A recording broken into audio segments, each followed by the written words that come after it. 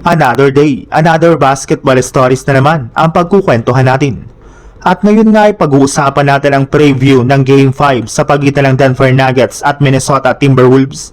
At ang balitang may good news na nga rin po ngayon kay Luka Doncic. Dahil nga po sa pag-angat ng Minnesota Timberwolves sa 3-1, ay magkakaroon na nga po sila ng isang pagkakataon bukas ng umaga na sarado na ang kanilang first round series laban sa Denver Nuggets. Kapag naipanalo nga po nila ito ay siguradong aabante na nga po sila sa second round ng West Playoffs, kung saan maaari nga po na makaharap nila dito ang San Antonio Spurs na angat na naman nga po ng 3-1 kontra sa Portland Trail Blazers. Ang problema lang kahit man nga po isang panalo na lang at makakapag-advance na nga po sila sa second round ay may ilang mga analyst pa rin nga pong hindi naniniwala ngayon sa kanilang kakayahan.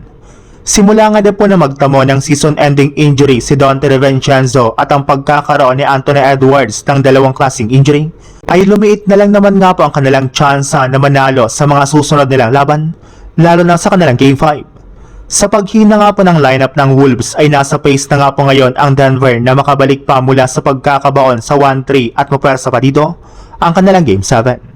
Sa ibang balita naman, kagaya nga po ng napag-usapan natin, kahit man nga po natalo ang Lakers sa kanilang last game kahapon laban sa Rockets ay meron para naman nga po silang napakadaming pagkakataon para maklose out dito ang kanilang serye. Maaari nga po nila itong magawa sa kanilang Game 5 sa pagbabalik ng kanilang series sa lugar ng Los Angeles, kaya wala nga din pong dapat ipag-alala ang mga fans sa kalagayan ngayon ng kanilang kupunan.